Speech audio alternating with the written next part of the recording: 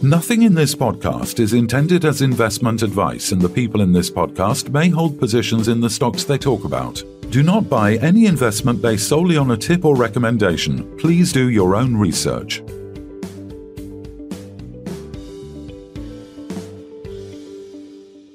Hello and welcome to the Midweek Takeaway. I'm Phil Carroll and today we're joined by Alex Walker, CEO of East Star Resources. Welcome back, Alex. It's been a while. How's life treating you in Kazakhstan? It has been a while, gents. Thanks for having me. It's wonderful here, thank you. We are nearing the end of winter. It's still a bit chilly, but the sun's out, the ice is thawed, and we're enjoying some time outside of the park and things like that. So it's really good. In fact, right now it's Nowruz, which is a public holiday for an old cultural New Year. And so it's a really nice time in Almaty and all around Kazakhstan and other regional centres. Lots of celebrations. So it's very nice.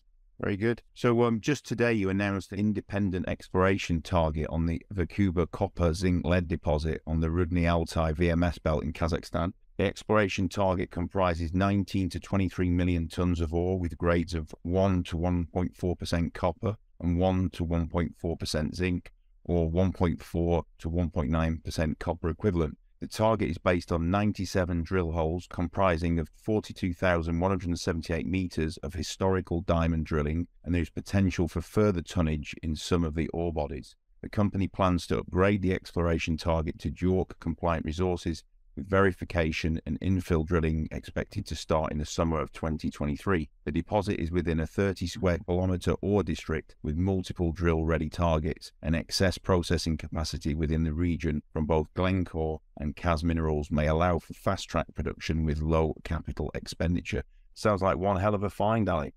It is, Phil, and you've summarised it very well. Thank you. Let me know if you need a job at any point, mate.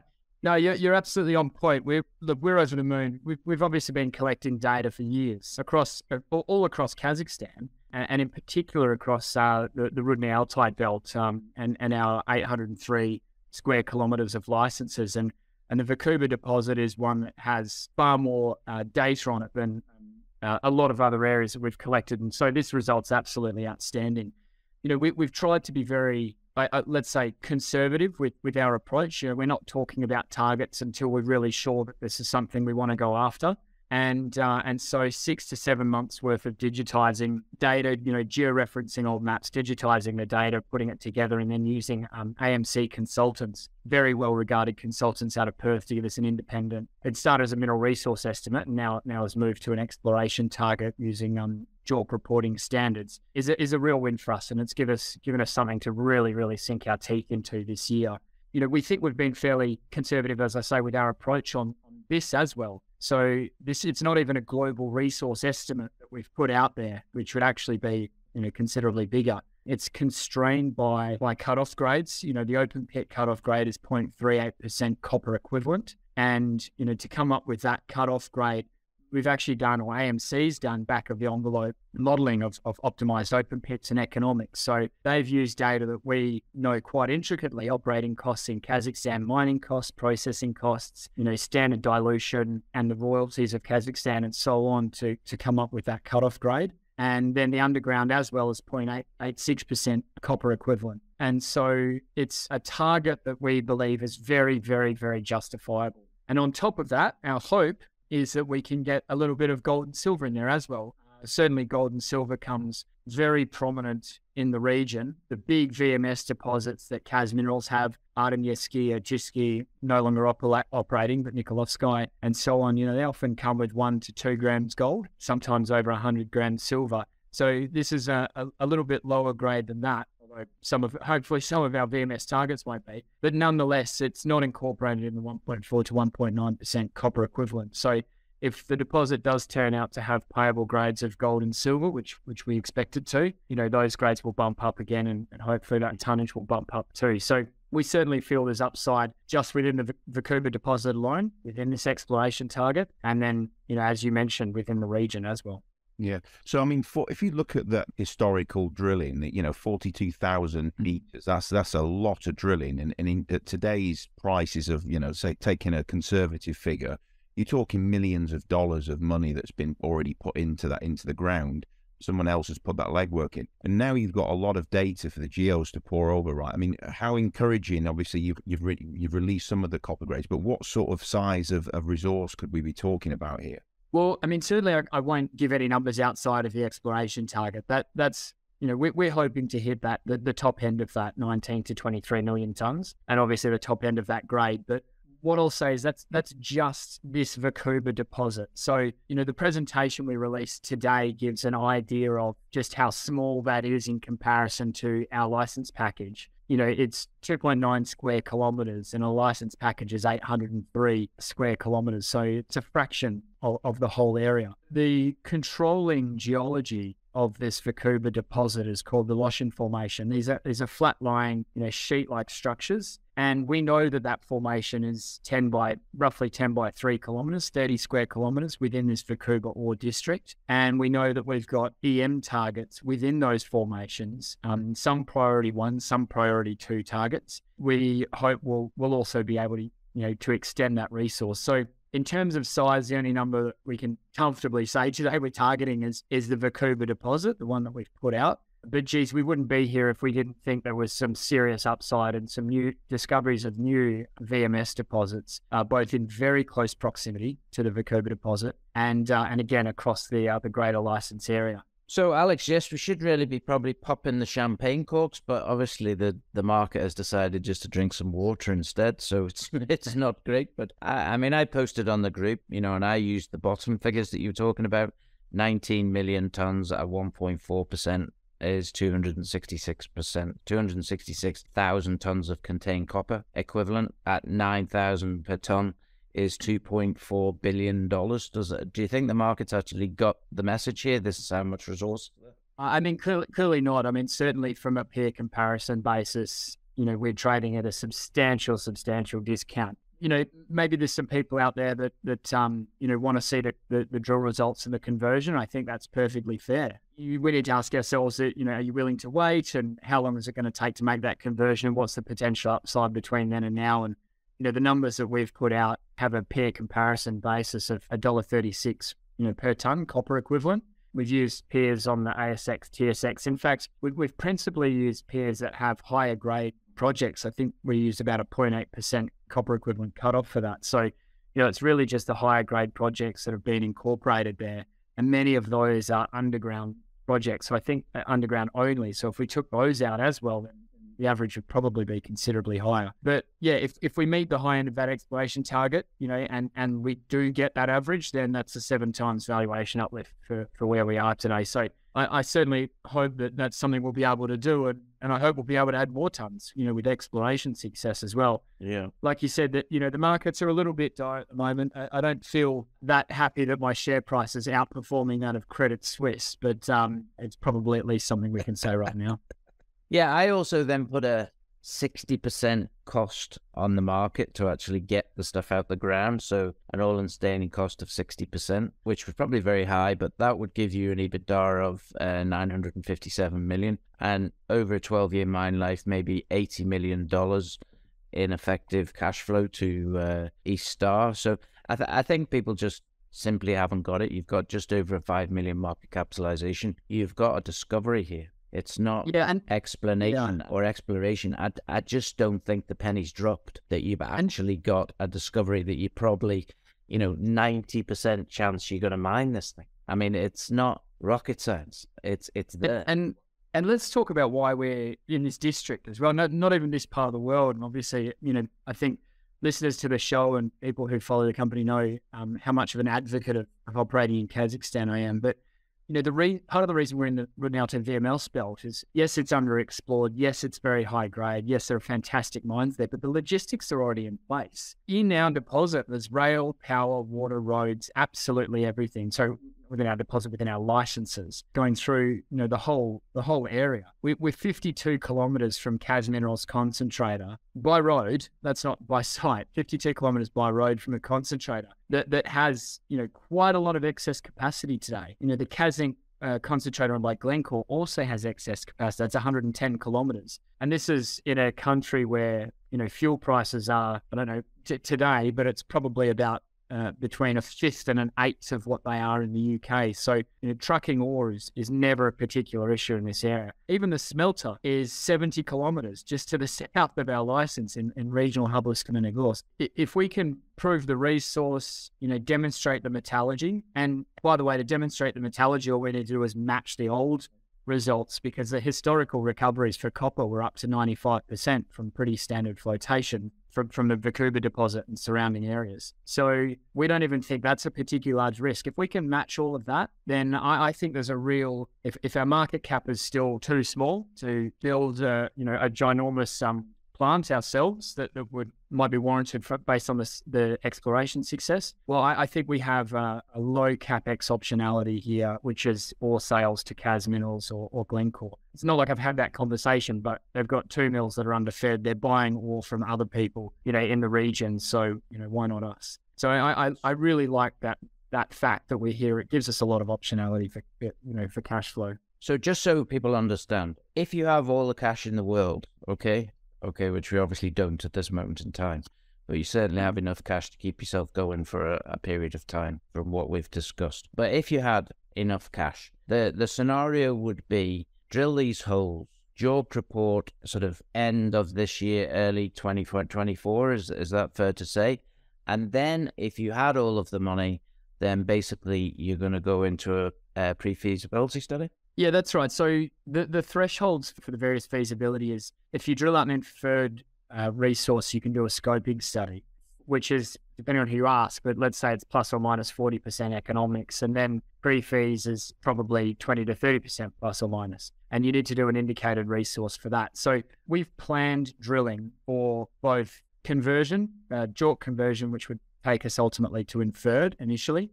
And we've also planned the drilling to move to indicated. So, it's going to be subject to the results, subject to, how much the market's appreciating the work that we do and so on, will depend on how those exploration dollars get allocated. But there's no reason to think why we wouldn't just keep going and skip a scoping study and go straight to a PEA. But at this stage, we're just planning it step by step. So drill the first JORC resource and get the scoping study done, and we hope to be able to do that this year. And if all of those things were in line, and obviously the results have to show what you've seen already, you talked about selling ore to Glencore or to Cas Minerals. When could that possibly take place? Could that possibly take place in 2024, or are we too soon? I would say that would be pushing it, to be honest. Yeah. Okay. No, this is what people want to know, though. What is the first revenue stream? Because I think there's no doubt your comments and what you said in the RNS even, that this is now priority number one to get us to revenue in East Star.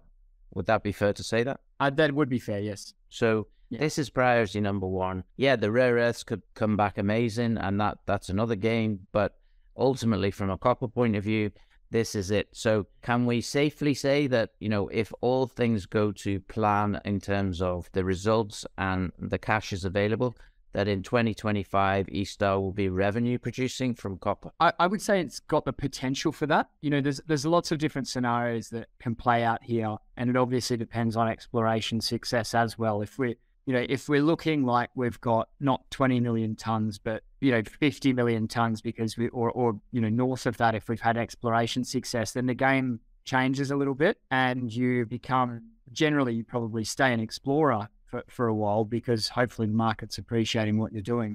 But what we want to do is we want to de-risk this to give us the optionality. So if we've got 5 to 6 million tons in an open pit at 1.5 to 2% copper, the metallurgy's good, the mining's easy, then that's something that I could see us being able to do ore sales potentially within in 2025. And that would involve moving through all the feasibility and permitting in 2024. So we'd be running very fast, but I wouldn't say it's out of the realm of possibility at all. Okay, good. And I mean, obviously this whole area, again, I don't think people have got this actual copper find. They haven't got it yet. But they also haven't got the fact of the size and the potential of these other 4 or 5 targets that you've got. Because you could have 4 or 5 of the same of this, I presume, based on what the geophysics has shown you, and also the helicopter bore and stuff that you've done. Is that fair to say? Yes, it is. I mean, in fact, we're looking for, well, what would be great would be to find another Artemyevsky or something along those lines, 50 million tons at 1.9% copper, 6% zinc, 2% lead, 1.2 grams gold, and 115 grams silver. Now you're dreaming, Alex. Can't you? Yeah. So these are within kilometres of our license area. We've pegged the trend. We pegged the cover, and we have EM anomalies. If you draw a line between 3 mines that are all within kilometres of our license area, and ours is the bit in between. Those grades I've just stated, 3 of them, and we've got EM anomalies all along that trend, along the Irtysh fault. So there's 3 or 4 targets there. There's other targets which have given us anomalies, where we know there's old historical mines that ran at 3 or 4% copper. What we don't know is, were they finished? The anomalies are nearby, so maybe they actually missed. Maybe they mined the stringer zones or the pipes, and they missed the principal ore body because there was a fault and it got cut off and it doesn't have a surface expression. The reason we're here is because we think things were missed, and we can already point to quite a number of targets that we believe things are missed. And as soon as we've completely crunched all the historical data as much as we can, like we've already done with Fukuba, then we'll be talking about those targets as well, and we'll be hopefully converting them to drill ready. So that's across the whole rest of the license.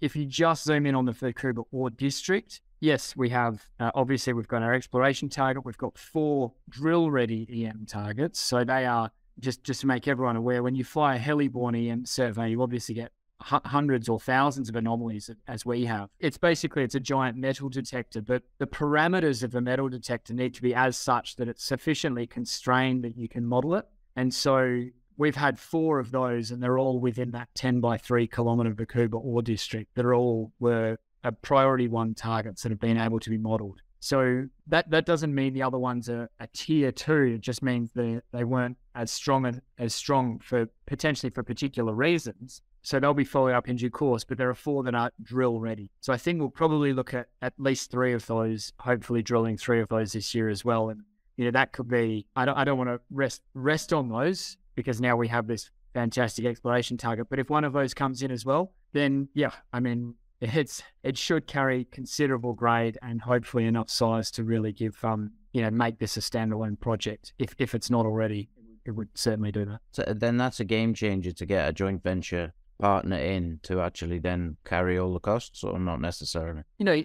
It's always just subject to cost of capital, isn't it? The current valuation that we've been given as such a discount, then certainly I would happily entertain something along those lines. And so it's something that a company always needs to weigh up as it progresses. If someone wants to come in and drill this out, and I think I said, when we first started this venture, before we had this level of detail, I have no issues whatsoever with that strategy, the Greatland Gold strategy, the Mariana Resources, even Independence Group out of Australia. Now, an $8 billion company started with that same strategy by farming out licenses to Anglo and ending up with 30% of Tropicana. So if that's a deal that we end up striking on, I'm very happy to do that. We've got a lot of exploration ground we can get on with, while someone helps convert this to a development project. It just needs to be the right deal with the right partner. Yeah. So moving on from the copper, the reason why I invested myself in eStar, and I openly say I'm a shareholder in eStar, is because of the rare earths. So how soon are we expecting the results, and then subsequently the leaching that needs to take place to see if this is possible that we can basically get the rare earth out of this clay? Sure. So I would say that I'm expecting the results very, very soon, imminently. And so hopefully we can process those in-house very, very quickly and then release those to the market very quickly as well. Once that has been done, then we will start the process of sending it for leach test work. We haven't done it at the same time because we wanted to make sure we select the exact correct samples. So we didn't want to do that off the back of the Yttrium XRF results. We wanted to do that off the back of the actual assays. So yeah, I really hope that we can update the market with that news in the very near future. And again, just explain to people, should I have a JORC exploration target as well from the past as well, I think? Well, this is it. That's expanded drastically because of the amount of depth and also the amount of area that you're now covering. But even this alone has got to be worth multi-million pounds to Easter. It's exactly right with regards to historical data. It's almost exactly the same position as the Vancouver deposit. We have all of the historical drill results. We have georectified them. We've done site visits and to give us a degree of confidence in the locations and so on. And there is an old GKZ resource on the rare earths. And that's the main difference. This one's an exploration target because it's our resource based on historical data, whereas the rare earths, we've published the original GKZ, which is Russia's JORC or 43101 modeling system. So their resource is just under 20,000 tonnes of contained rare earth oxide for that small part that's been drilled, and if people want to reference our presentation from that, they can see what I'm referring to. So we have done 30 drill holes within that resource envelope with the intention of refining, confirming the historical grades and refining the widths of the intersections and getting an idea as to what layers contain what sort of grades of total rare earth oxides. And once we can demonstrate that, then we will commence again, JORC resource drilling and the exploration upside. And as you've mentioned, Kevin, we pegged an additional 130 odd square kilometers of the trend, if you want to call it that, of the... How big is 130 square kilometers? Because I reckon it's probably the size of Wales or something. Yeah, I don't know. I haven't overlapped it. I haven't overlapped it with Wales. I could use my mapping tool. I published something on LinkedIn a while ago where I pasted Kazakhstan over Europe, and it's bigger than Western Europe. But I don't think 130 kilometers is quite that size, but it's big enough. It's big enough. What I'd say is that envelope of the GKZ resources is less than 10% of that ore trend, of the stuff that we've already pegged. And that's purely based on the granites, on the 1 to 50,000 scale map of the granites within that region. And so if indeed it continues, I don't see why it won't. So if indeed it continues, then that would get a lot bigger as well. Yeah, explain to people then the rare earth situation, because basically I think from what I understand, it's like weathered granite that has basically then become a clay. Yes, that's exactly right. So these ionic absorption clays sit above granites and often granitic intrusions, and the weathering has essentially leached out most of the deleterious elements, or at least has hopefully, leach test work pending, but hopefully liberated in some fashion lots of the rare earths. So it makes it easier to leach. And so what we have seen is we've seen an average of about 36 meters, I think it is, of intersection of the kaolinitic clays from surface down to basement, down to hard rock or fresh rock. And that is where we have been assaying for yttrium using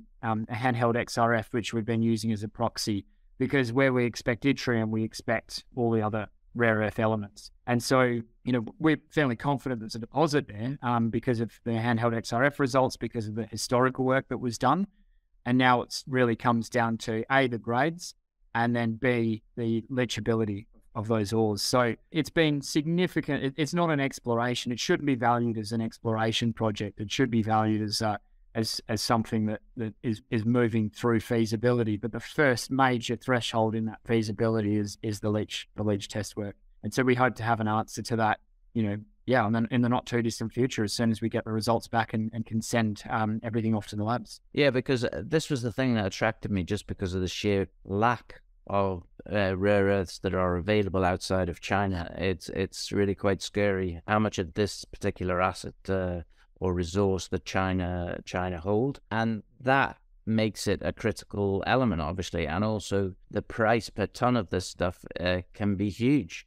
Obviously, it depends whether you sell it as the clay, whether you go through the first processes with it and then sell it, or you take it right to the end. I think if you take it right to the end, it'd probably be a very complicated situation and very expensive. So unlikely that you will go that far. But give us an idea of the scales in terms of the prices that you can achieve for this stuff. I don't have an up-to-date price deck on me, if I'm honest, Kevin, but the presentation that we put out some months ago, end of last year, gave the price deck that people have. If you're around the hard rock phase, you've got commodity price basket of around $45,000 a tonne, and it goes all the way up to about $85,000, $90,000 a tonne.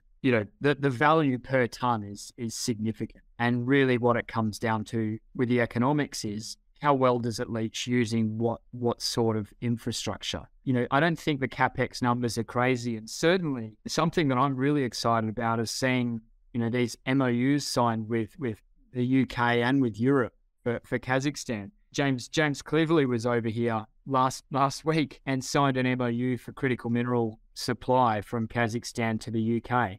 And Kazakhstan had already signed that with Europe. Now, Europe's only signed that with two parties, Kazakhstan and Namibia. And you only do that if, the place has the political stability to operate with, and you can be assured of the supply chain and the credibility of that supply chain. And B, if you're convinced that the minerals are there. I don't think there's any doubt in anyone's mind at all that Kazakhstan has significant mineral wealth. What we need to do now is take our projects to a stage that we can tap Europe and the UK on the shoulder and say, well, you guys have said that you want this. So now what does the funding package look like? And Europe have started to formulate that. And I'm still going through the details of that to try and understand, what exactly it means.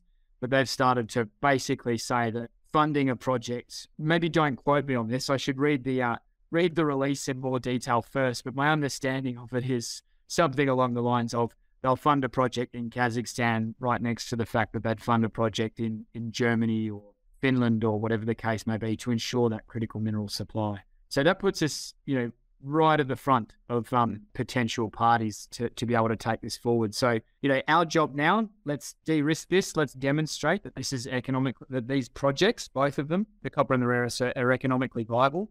And if we can do that, even at a scoping study level, I think we'll have no end of suitors to write checks to take these things forward. So that's our hope and that's our goal this year.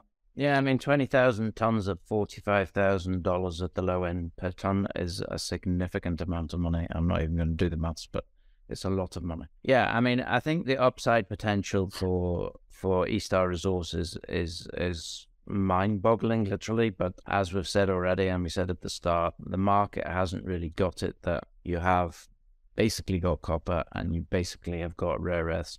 Now, the rare earths, we need to know you can leach them. If you can't leach them, then it's worthless, I presume. The copper is there, and we know that whole area has copper. And not only that, you've got another 4 targets and probably significantly more than that as well to go after to increase that. So, yeah, I think people need to wake up and realize, wow, this is an incredible opportunity. I hope so. And I couldn't agree with you more. It's certainly how we feel. And it's, despite markets being, a little bit slow at the moment, they turn around. We all know these things are cyclical. Every man and his dog knows that rare earths is a strategic and critical mineral that governments are starting to spend money on supply of. And you'd have to have your eyes shut and your ears closed not to realize that copper is in the headlines every other day for its potential undersupply. People are saying this year, but definitely from next year. Trafigura are calling $12,000 a tonne within the next, 12 months. So, I think we've got the right commodities. There's value very much sitting in the ground. And I think it's only a matter of time before E-Star, really demonstrate that, and hopefully only a matter of time before we get rewarded for that in our share price. Brilliant. Well, thanks very much for coming on. I'll say Alex Walker, CEO of E-Star Resources. Thanks very much for your time. Thank you very much, gentlemen. Appreciate it as always. Thanks, Alex.